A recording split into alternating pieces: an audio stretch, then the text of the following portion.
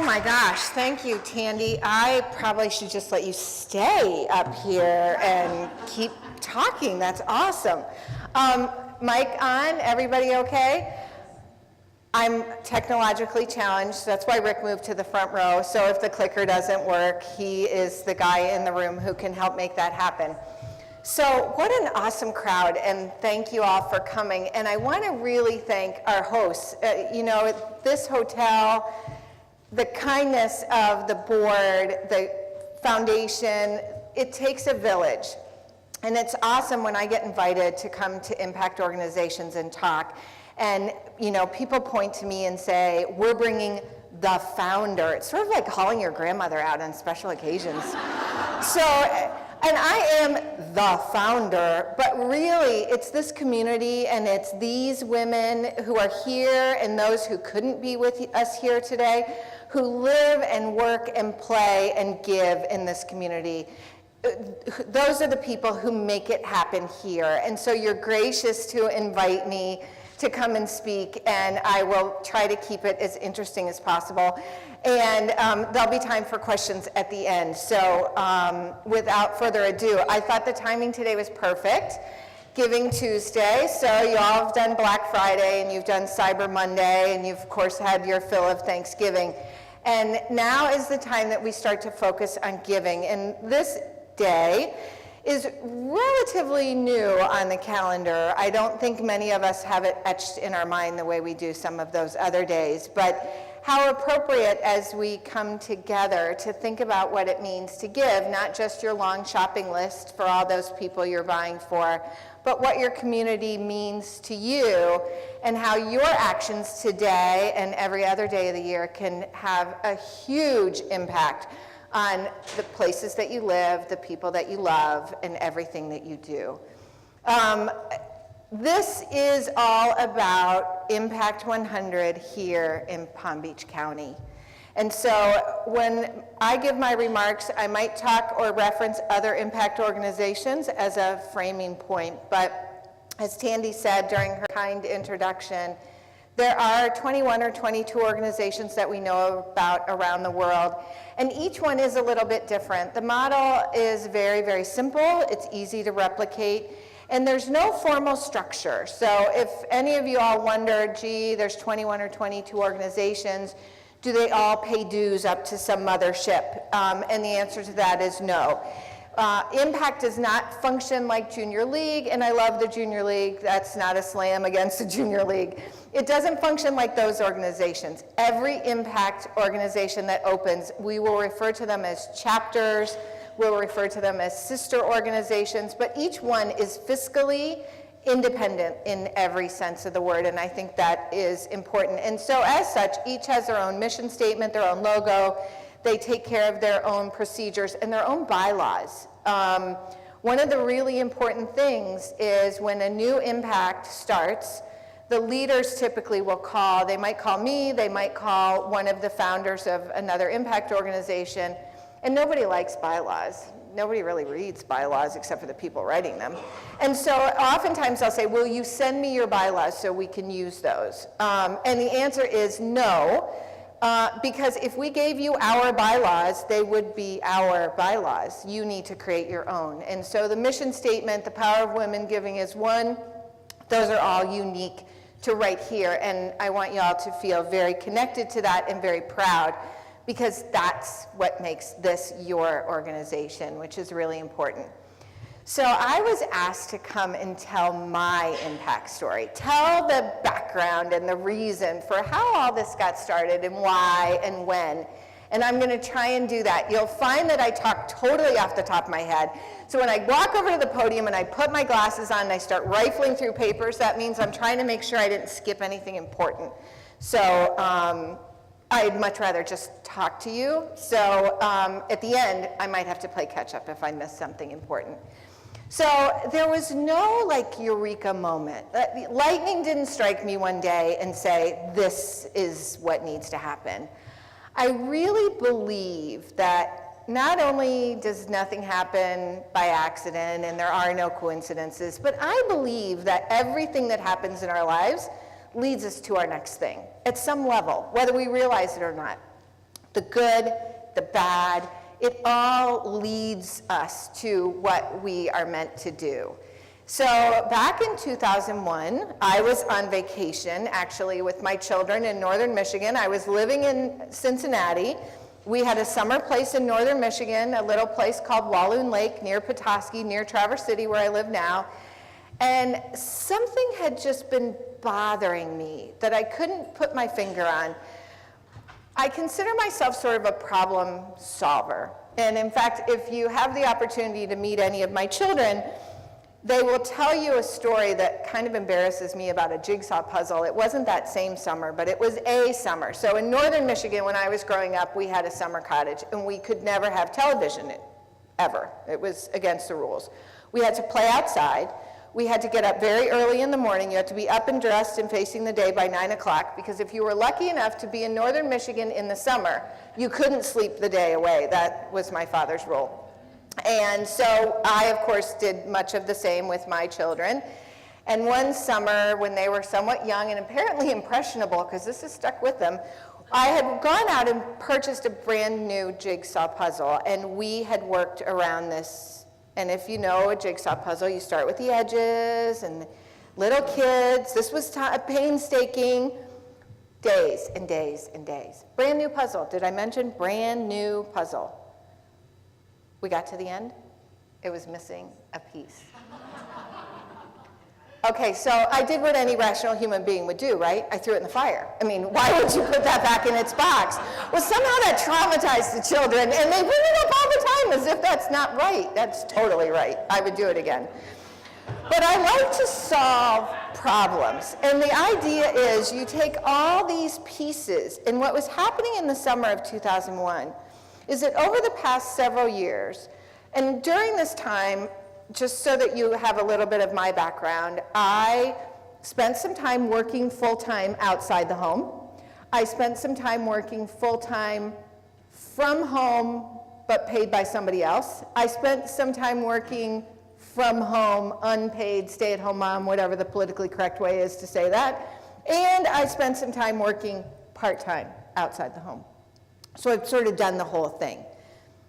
Throughout my life, I would get involved in different nonprofit organizations, task forces, committees, get involved in my community. Why? Because I spent my whole life being involved in the community. I didn't know another way to live, and quite frankly, I still don't. And so I would be involved in something exciting, and I would call one of my girlfriends and say, come and join me. We need your expertise. I'm doing this. And they would say, you know, I can't. I work full time, and the company I work for won't allow me to take time off like that. It would be vacation days, so I can't get involved. Or they would say, I'm a stay-at-home mom. I can't pay a babysitter $10 an hour to come and volunteer with you. Thank you, but no, I can't really do that. Or they would say, well, gosh, what you're doing is arts and culture, and I really only care about health and human services. Or you can hear the excuses. You can hear the reasons. And the thing was, it kind of broke my heart. And it broke my heart for a lot of reasons. The biggest one was these people, these women, these friends of mine, they were really missing out. Giving back has always been a huge part of my life. And those of you who give back, you know that when you give back, you get so much more than you could possibly give. That it's like this crazy karma, I don't know what kind of party train, that it becomes sort of addictive. And so from a very young age, every job that I ever had, every interview I ever went on, when you get to that point where you think that you're going to get an offer, somewhere along the line, I had to have the talk with any potential employer. How do you feel about being involved in the community? And for me, that's a deal breaker. I've never accepted a job anywhere where I had to take vacation time to go get involved in the community. That's me. Everyone might not have that same thing, but it was a priority for me because that's how I grew up. When I decided to become a stay-at-home mom or work part-time, I made sure that the budget allowed for me to leave and hire a babysitter to care for my kids. But most women, many women, didn't grow up that way and therefore didn't make life choices that way. And they were missing out. So how do you overcome that? That was sort of the conundrum, and it was bouncing around in my head. And what I really decided was, gosh, what would happen if somehow we could make it so that everybody gave, everybody was involved? They could give to whatever they wanted, however they wanted, but how do you do that? And how do you take people with no experience in giving and show them not only that it can be done, it must be done, and that when they do it, it'll be as good for them as it is for wherever they decide to go. Because when you make that gift, your life gets changed, and so does your community. So that summer of 2001, these are the things that were sort of bouncing around in my head.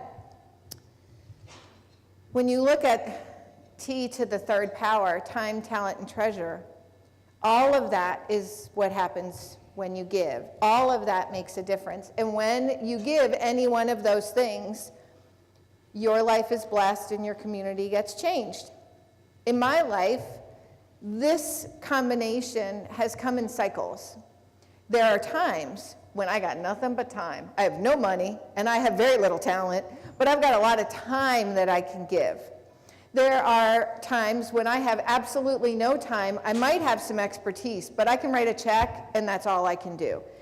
But the best times are when I am in a position where I can share all three things. That is the most rewarding for me personally. Because doing that sort of outreach, when you can really feel involved, that's where the connections are made. Bridges are built, lives get changed, things happen in a way that they wouldn't happen otherwise. So back to the summer of 2001, I'm mulling this over. At the same time, because I was somebody who was involved in a lot of nonprofits, I was asked to sit on nonprofit boards. And I sat on for-profit boards. And I worked out in the community. And what I found for all those nonprofits, now this was 2001, is there were very few organizations at that time that were giving what I would call significant grants. It's not to say that when any nonprofit receives a grant, $3,000, $5,000, $15,000, that is like manna from heaven. That feeds you for that day. It is miraculous, it is awesome, and nonprofits need that money. But it doesn't allow the executive director or the development director or the board to really lift their head off their desk, look to the horizon, and do any sort of strategic planning. It doesn't transform them, it doesn't launch them. So as I'm wondering how to get these women involved, and I'm wondering about how to do something really significant and transformational to bring those nonprofits to a place that they needed to be, I started to think about impact. Now, those of you who remember what the summer of 2001, it was blissful that summer. I was on vacation in northern Michigan. I went back home to Cincinnati, get the kids started in school. I had made some phone calls at that point. I had made a list of 100 women who I thought would be interested in this crazy concept I was dreaming up. I thought they would probably have the wherewithal to be able to get involved, and I thought that they would have the talent, many of whom had far more experience than I, many of whom had been president of the local junior league, or they had run a nonprofit, or they had done all kinds of things far greater than I had ever done. So from Michigan, I had made some calls back to Cincinnati asking, does this exist? Because if it does, we don't want to reinvent the wheel. What do you think? Started to get initial effort. Went back, school started. 9/11 happened. Everything stopped. The world stopped. We started to really question, those of us who were going to lead this thing. Do we do it? Do we do it now when there's so much uncertainty? Do we do it with all this fear? Do we do it when the economy is crashing? And what we decided was, if not now, when? If not us, who? And that's really the question that we circle back to right here. If not now in this community, despite the uncertainty, despite the economy, if not now, when? So, why? Why impact? And what is impact? So many of you that I've had the chance to talk with so far, you're already members. Some of you newly members, some of you have been members from the beginning. So part of impact, from a conceptual standpoint, had to do with the membership. It had to be with that concept that Tandy referenced of bringing women into this party of philanthropy. It wasn't necessarily a feminist idea.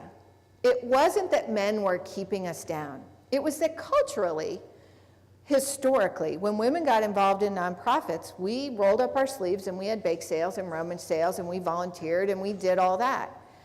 Largely because we had the time. And the world's evolved and times have changed, but we never really gave ourselves permission to write a check. Even if we earn our own money, statistically, men and women give very differently. But they also feel differently about how they give. So the idea for the members was to invite women and give them the opportunity to be involved. The number one reason people will say when surveyed why they gave to a particular charity, why they joined a particular charitable organization or board, the number one reason is not because they care about the outcome. Surprising, right? The number one reason is because they were asked. People need to be asked. They need to be invited. They need to be included. And that was part of what impact would do, is it would allow us to ask people who otherwise were not on the radar, and they weren't being asked. They weren't being asked to chair the charity galas and to join the nonprofit boards, even if they would have been great there, because they were off the radar, because they weren't involved in other things. So part of it was for the members. The concept was, write a check for $1,000, and that's a big deal in and of itself. I don't want to make light of that. Make a $1,000 contribution. If you choose to get involved, there's all kinds of ways for you to get involved. But if you choose not to, you get to watch, and in this community, it's $1,050. You get to watch your $1,000 pair up with everybody else's and become an amazingly significant grant. Although I told you I've been giving back my whole life, it's not currently in my scheme of things to be able to write a check for $100,000 to an organization I care about. It's just not. I would love it if it were, and hopefully one day it may be, but for now, 5 kids, did we mention that? College? We're not writing those checks.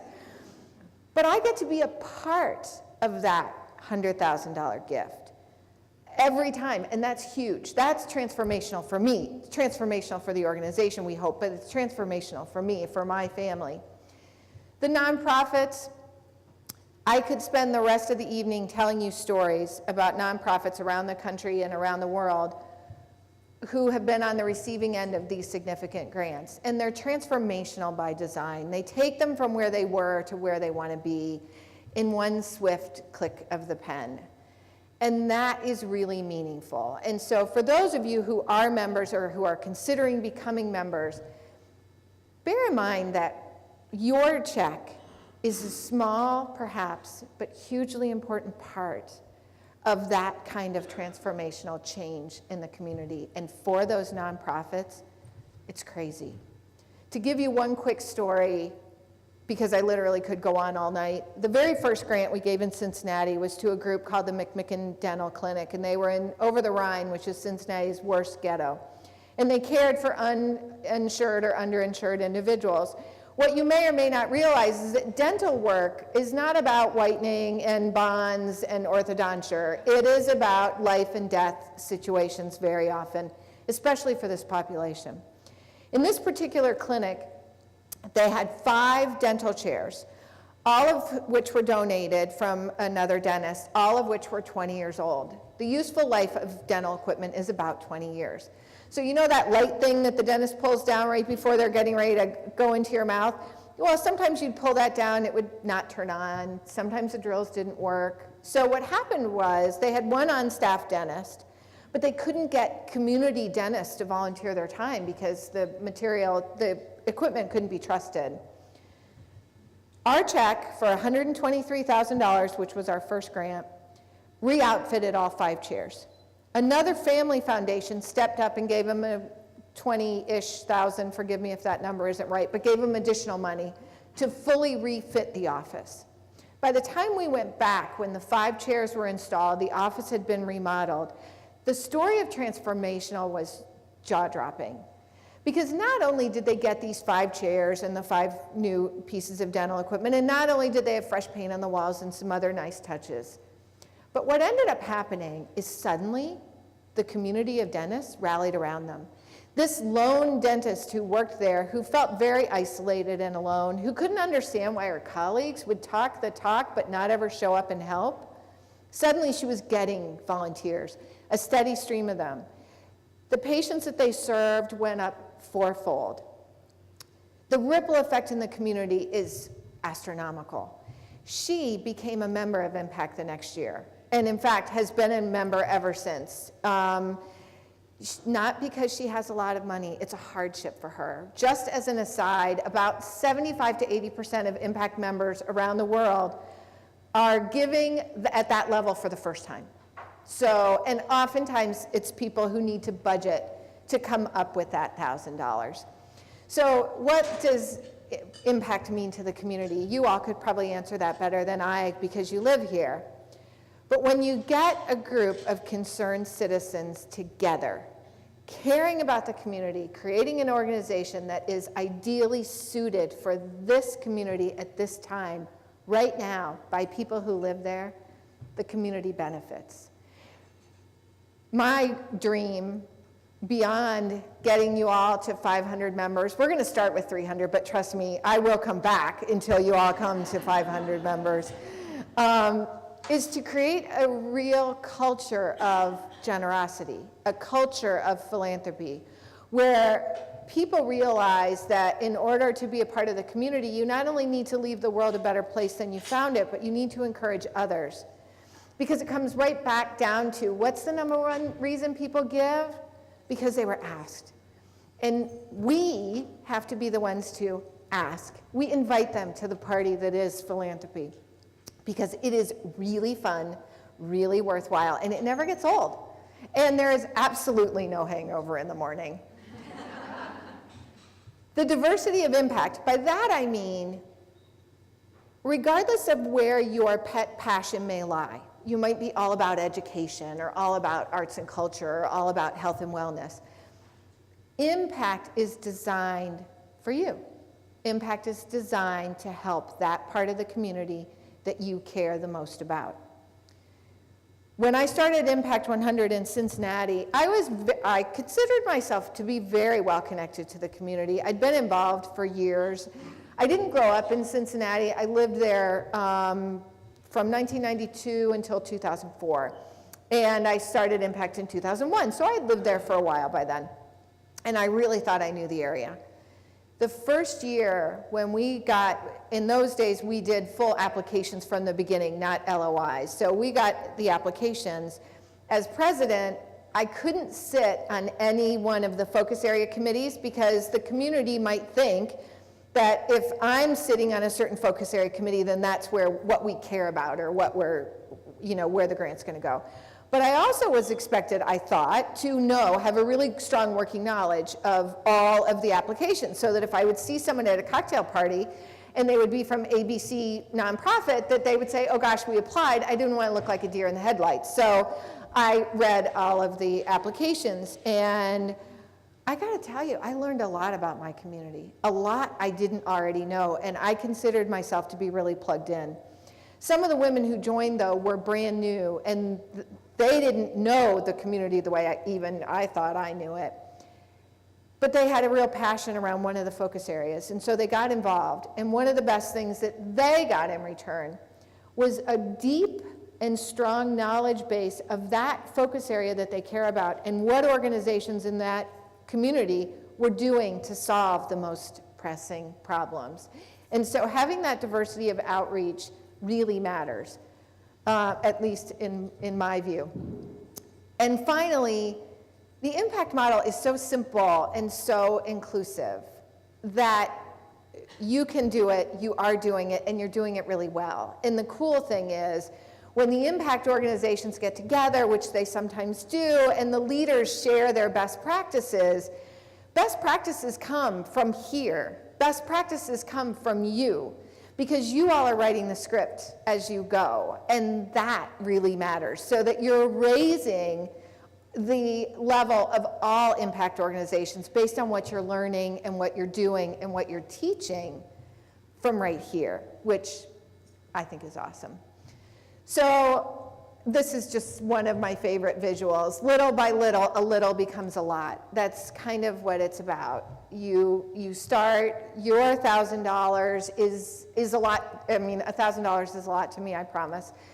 That is a lot, but when that grows and it joins everybody else's, stand back. People will be looking at Palm Beach County saying, how in the world did they create this fabulous community? Did they fix what wasn't working well? Did they strengthen what was working really well? And that's how it works. So I've told you that the goal is to get you to 500, because you know what happens when you get to 500 members. You give away 5 grants. So the focus areas, which I don't think I've explained for those of you who might not know, are education, health and wellness, family, environment, and culture. So imagine this year when you all are giving away $300,000 grants. That's crazy. Plus the leftover money above the 300, so when you have 315 members, the leftover money goes divided between the 2 that don't quite make it there. That's significant. That matters. That's meaningful.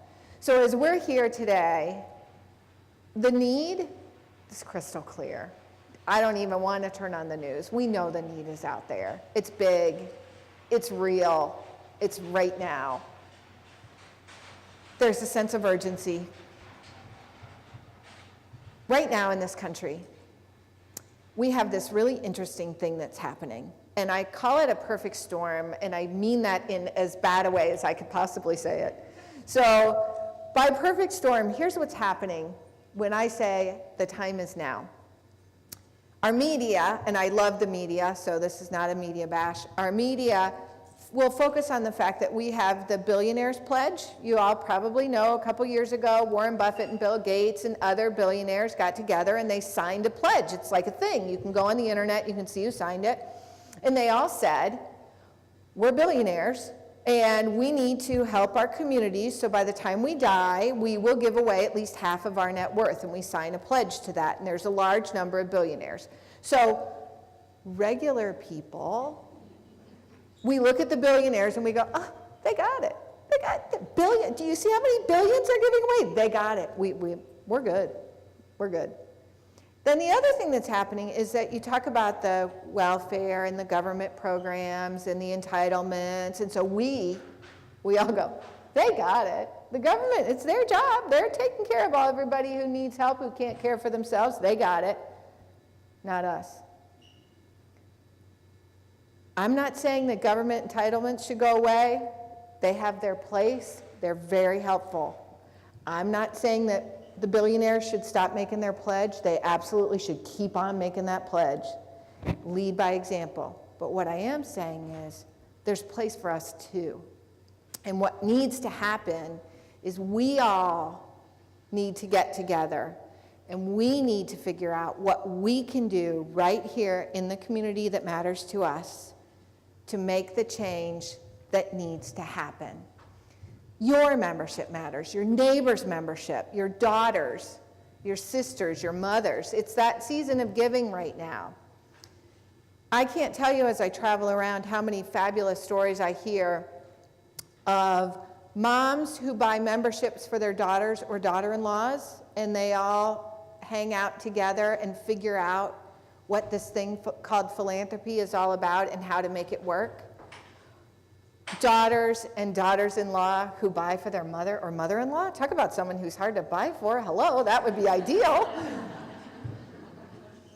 It builds families.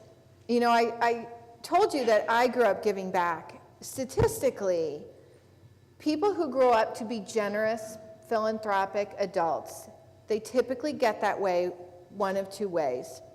Either they witnessed or involved, personally touched by a catastrophic event.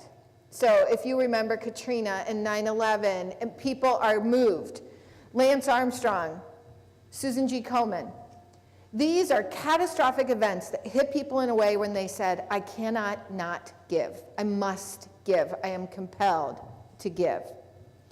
They perhaps may have never done it. We not only can't control those catastrophes, we don't want those catastrophes to be what teaches our children and our nieces and nephews and our neighbors how to give and why giving is important. So that's one way, statistically, that bring people to become philanthropic adults. The other way is to have role models in their lives who model the behavior of giving your time, your talent, and your treasure.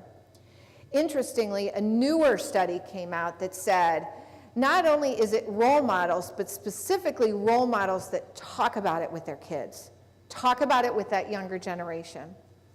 So my ask of you is not only that you join Impact, that you tell your friends, but that when you do, you share the experience with the younger people, boys and girls in your sphere of influence, so that they can see that you are a regular person who is out there changing the world, being a superhero for your community each and every day, which will empower them to realize that they can do the same thing, because that's what will ensure a better tomorrow.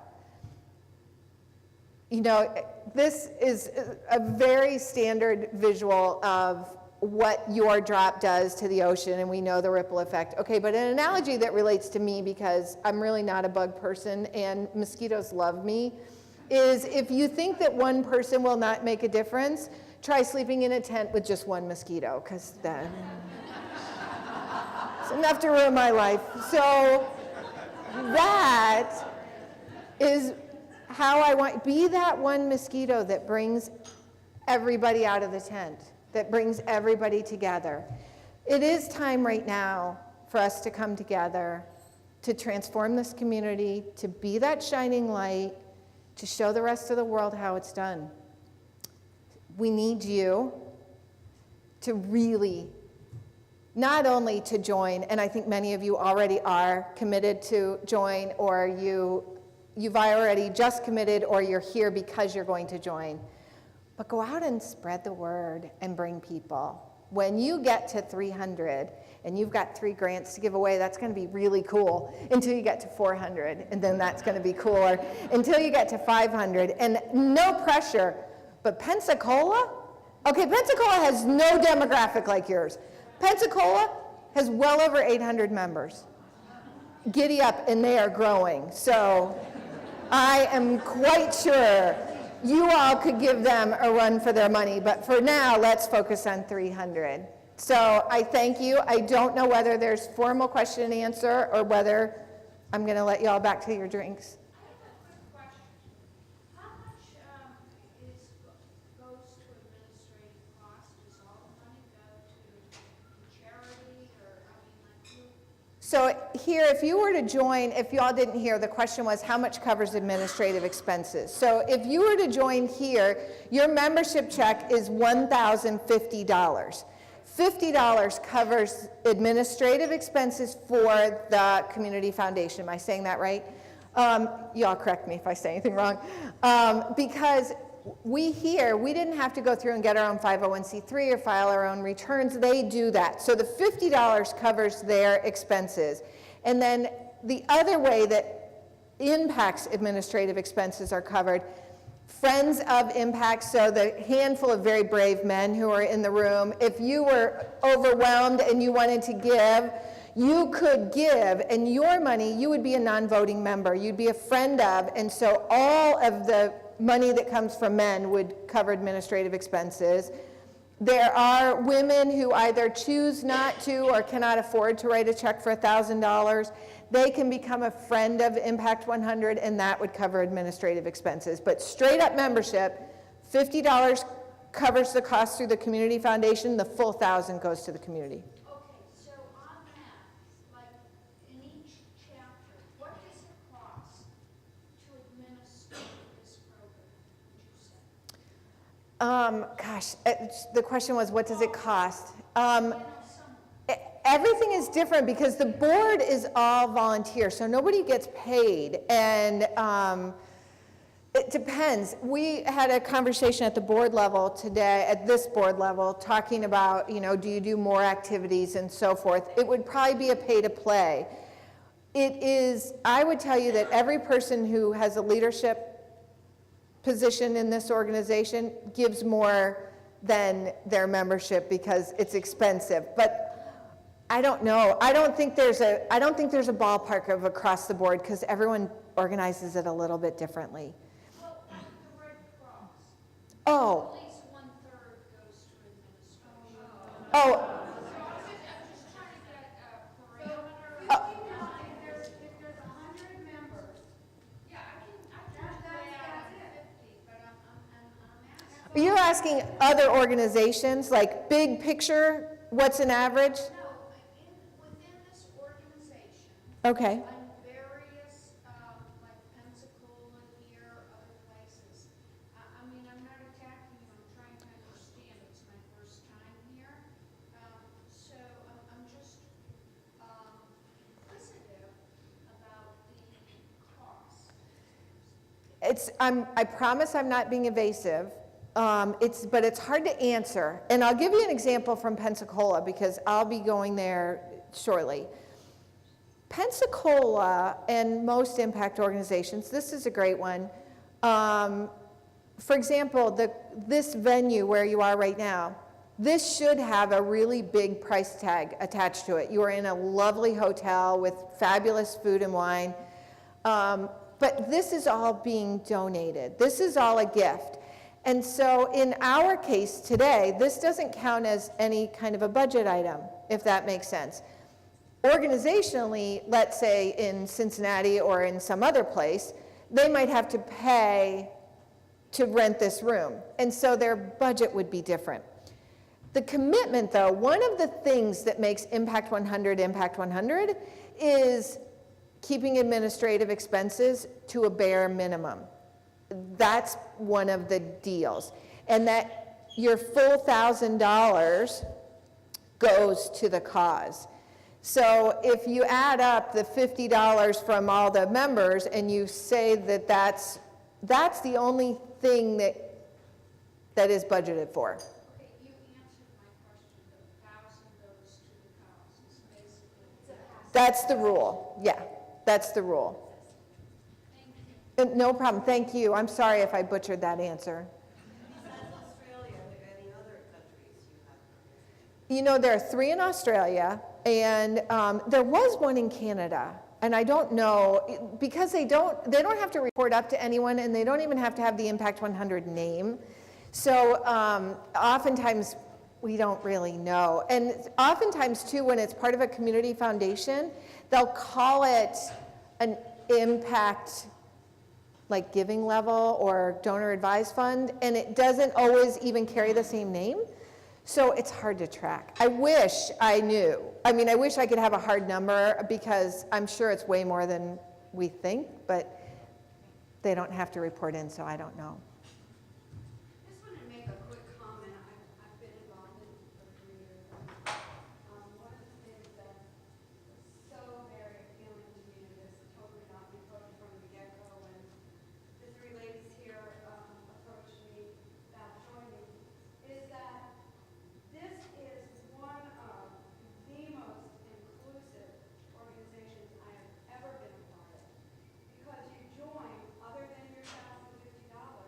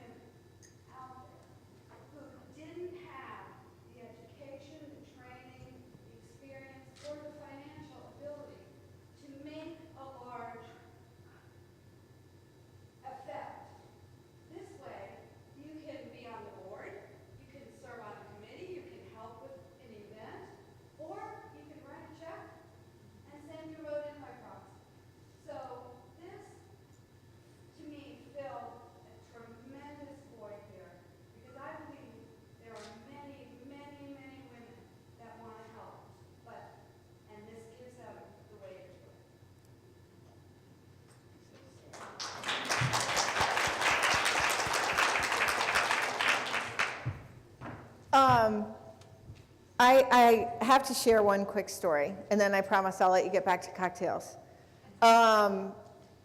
Back when we started Impact 100, somebody asked me privately during the mingling time whether the expectation when we started Impact 100 was to grow this and to have, impact organizations all over the place. And the answer is no. That wasn't my intent, that wasn't my vision. I would love to tell you that, I knew from the beginning it would all happen. I had no idea. I was just grateful it started in Cincinnati. But what happened was the concept is very, very simple.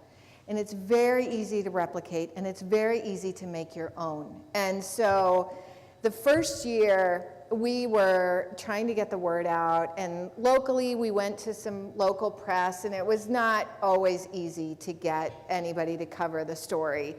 And that's a conversation for another day, because our media people, they hold the keys to the kingdom in terms of spreading the word, and we all have to know how to give them a story they can use. And then, quite frankly, I probably just didn't know how to give them a story they could use. But they did a few little stories here and there, and randomly, Impact 100 at that time was headquartered in my house. And randomly, my phone rang, and the woman said that she was the bureau chief of something sounding really important for People magazine. I literally started laughing and was sure that it was a friend playing a trick. And no, this particular woman had been given an assignment to research and do a story on 5 or 6 organizations around the country that were doing good, that were out there doing something for their community, and that they were going to do this few pages on 5 or 6 organizations. And could I answer some questions so she could pitch her editor, which I did. She came back and said that the editor believed that of the 5 or 6 other organizations that this writer had pitched, that really the only story worth telling was Impact 100. So she ended up making a story all about impact. Well, because it's People magazine, actually, before I say that, I will say I've not been a People magazine subscriber, but I have a huge respect for them. They interviewed me for 8 hours, no exaggeration. They interviewed my father. They interviewed my sister, who was a member. They interviewed the nonprofit that received the grant for probably 3 hours. I mean, they did a ton of work. They validated and researched everything. And then that was mostly over the phone, and then they sent a crew to Cincinnati for a couple of days to do more interviews as well as to take pictures. So by the time the People magazine article came out, I had no idea what they were going to say. I mean, they talked to me for so long. I thought they'd talk about what my favorite color was. I had no idea. But the magazine article came out. What I've learned is that people read People magazine. At that time, it was the #1 subscription in the entire country. It may still be. However, what I find is that people read them getting on airplanes, both in Pensacola and Austin, Texas, which were the first 2 impacts. Both read them on airplanes, and neither were subscribers, but both read it and felt compelled by that article. And they read them in doctors' offices. So that seemed to be sort of the thing. So, I've been telling you that when you give, you get more back, and that's true, and I really believe that. And I'm not going to promise that this will happen to you, but I will share a little personal story. So the People magazine article comes out, right? And of course it's People magazine. So it's got a picture of me and a picture of the kids, and it parenthetically says I'm divorced, and it talks about growing up in northern Michigan and my whole life story, my maiden name. Well, when I was a kid growing up on Walloon Lake in my summers, I dated this really cute guy from Birmingham, Michigan. His name was Steele, and he went to school in Michigan, and when college came, and in those days, this is foreign to some of you young people in the room, there were no email, no cell phones. It was too expensive to call long distance. We actually wrote letters to each other longhand. And when that got old, we dated other people in high school, and then we'd come back together in the summers and we'd date. So imagine my surprise. 23 years after the last time I'd heard this man's voice, when I pick up the phone at my house in Cincinnati, and as someone is trying to stumble through who he was looking for and why he was calling, I recognized that that was the voice of Rick Steele 23 years later, who, in his doctor's office, waiting for his physical, was flipping through People magazine and saw somebody he knew. So, yet another reason why I love the media. They're like matchmakers. With that, you all have been very patient. If you have questions, I promise I'll mingle, but enjoy and talk, and thank you. And Applications for membership are available this evening. They are in fact. yes, and I'm hoping that some of you will come up and say, I was undecided and now I'm in. Or I was in, but now I'm bringing 5 friends. Thank you. Thank you, Wendy. And thank you all.